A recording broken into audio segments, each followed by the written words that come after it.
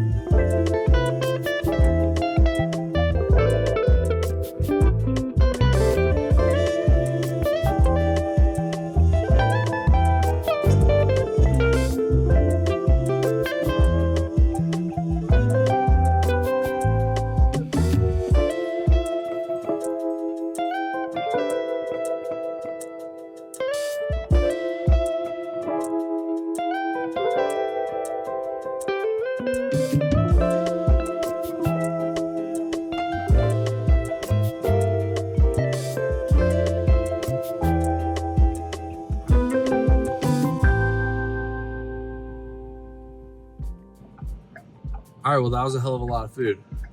Yeah, it was a mini workout, right? How many bags do you think we ended up with? At least 6, right? Yeah, well, at least 6. You did crates for the drinks, some of the food, and then you had like 3 actual catering bags, it looked like. So at least I'd say 6 or 7 Yeah, full, completely filled up. right. It was chaos. Wasn't chaos, but it was Chicago drivers, folks. Come on, guys. What? Hopefully you can hear those horns out there. That was wild. Something that was unplanned, unsolicited, like no idea that was going to happen at all. We saw 2 other drivers while you were picking up as well. Mm-hmm. Greg, and what was the third gentleman's name? Peter. Okay. Yeah. All picking up at Bebop Asian Grill, all at 11 a.m. Prime time catering. All the orders were ready on the table when we got there. All 3 of them. I think they had 1 more that someone else would probably come and pick in the meantime. But how often are you seeing other drivers at your deliveries? Like, do you interact with other drivers on the platform? Absolutely. Like that often? Yeah, all the time. Especially like the main ones that we meet up with, Bippy Bop, you saw that. That's probably our number 1 pickup. And Velvet Taco on Randolph, we always meet up there. I see Peter probably 3 times a week, and the other gentleman like 3 times a week too. Nice. Yeah, and Kim we bump into all the time. And even at the other Velvet Taco on State. Yeah, and we interact with each other. We help each other out. You know, like, hey, I got to pick up at this place, or where are you going here? And how's the dock here? So it's good to have that interaction and to be able to know who's working with you in your city. Yeah, it was it was wild too, because like we talk about a lot of times, like as a platform, like you can't sell a partnership to a restaurant brand and like not perform to what you're telling brands you're gonna do, you know what I mean? So but like every single one of you dressed the part, you know, had nice pants on. I think Greg had a DT polo on, happened to have a DT polo on. Peter had like a pullover on, and his DT bag. Yeah, and yeah, Greg had the DT bags and everything. So like going there, having that not be planned at all, and all 3 drivers show up ready to go, look the part, and it was really cool to see. I think our team will really like to see that, and I think that's something too that you can show other brands, other drivers at home, like, hey, like this is actually what we do. Yeah, it's nice. It's nice because sometimes you think that you're out there alone, but you're not. When I just feel that way, DeliverThat. I mean, I feel like I think before the pickup, you'd already guessed how many bags you would need with the $1,800 catering delivery pickup. But like something I've asked Katya in Philly and now Antonio in Vegas, and I'll ask you as well, is like DeliverThat's always associated like $150 to $200 worth of catering to 1 catering bag. Do you have a standard rate of food per bag? I do, and it does depend per restaurant.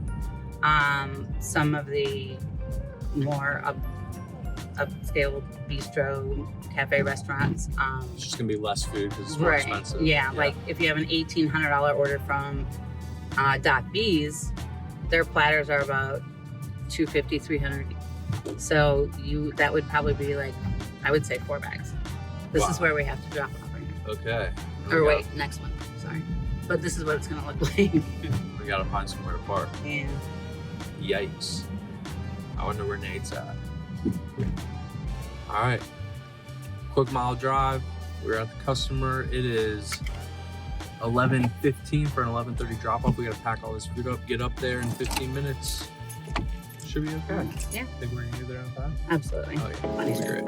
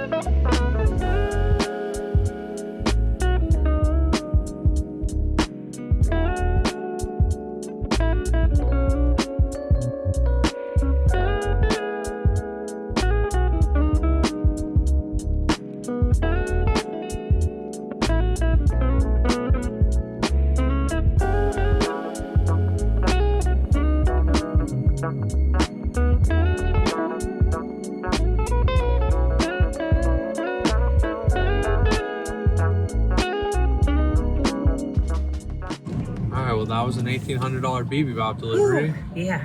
Going to the 9th floor. Took some navigating, had to take a freight elevator, had to walk in the office, then tell them we'd love to set up, and go back in the elevator and actually do the setup. In terms of experiences, how typical and how new was all of that to you? That's pretty typical, pretty normal that one person doesn't know who ordered it, or you have to go to another floor, which is fine. But I usually will ask at least twice to set up for them.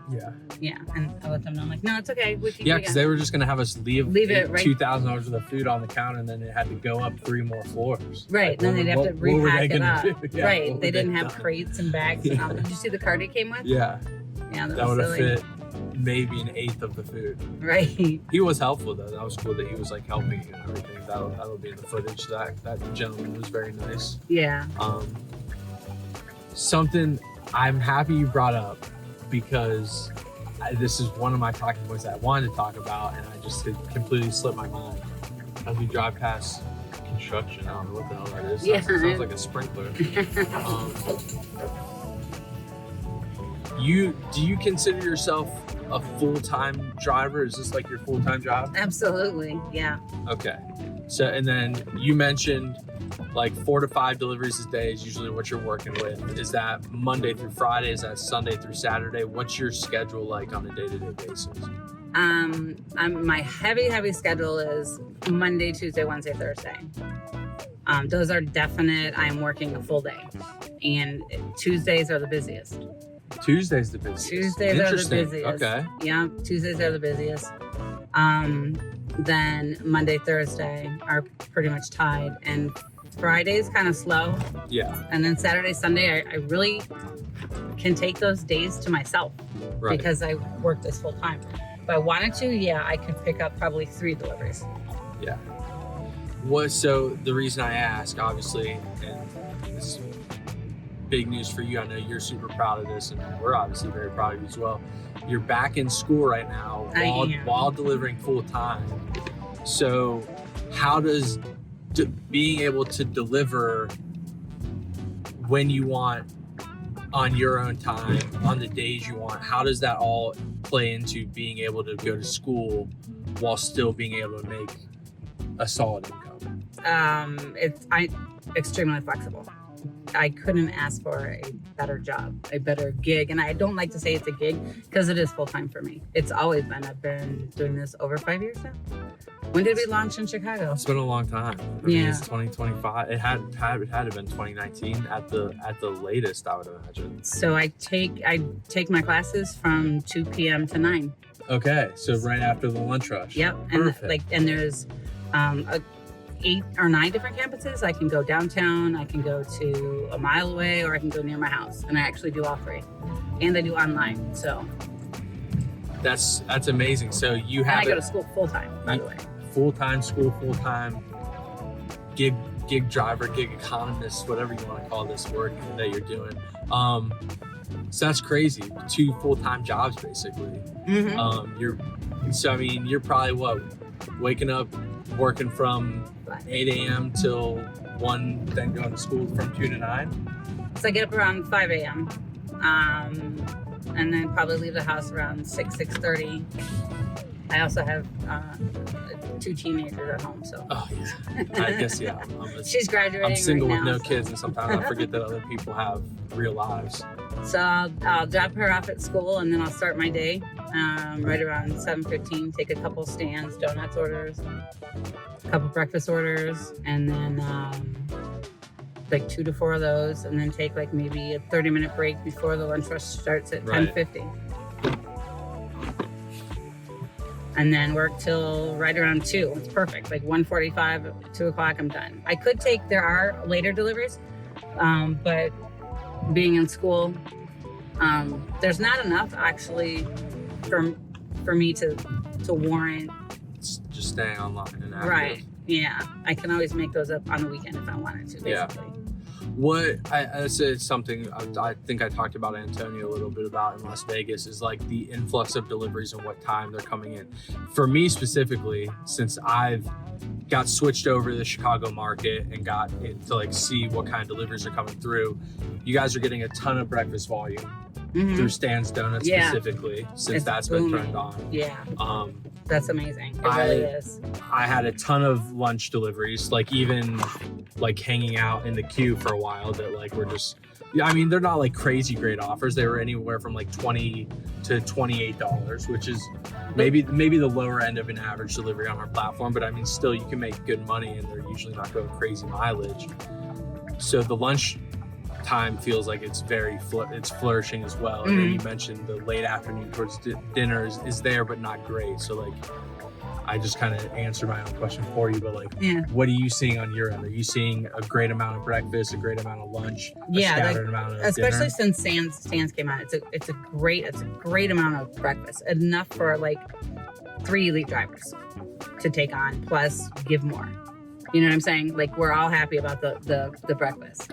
Yeah, definitely. I think the breakfast has been such a plug-in we've been looking for a long time. Absolutely. And I know we're in conversations with other brands who are very primarily breakfast too. So I mean, once you start to get a handful of those, I think that really changes the landscape of a market and how you can fill an entire day. Absolutely. And I mean, I've been looking for a breakfast or to fill a breakfast and to have more orders for like a solid 2 years, and then finally, boom, it came with Stan's. And I met like the director, Erica. She runs all of them, and she came up to me at one Stan's in the morning. She's like, "Hey," she's like, "Are you taking the large order?" And I'm like, "Yeah," with the other driver. She's like, "Are you Linda?" And I go, "Yeah." And she's like, "The Linda?" And I'm like, "Yeah, I guess the Linda." The one and only. yeah. But yeah, I take the majority of their large orders. But I mean, I think that's, restaurants know you as the Linda. I think everyone at DeliverThat knows you as the Linda.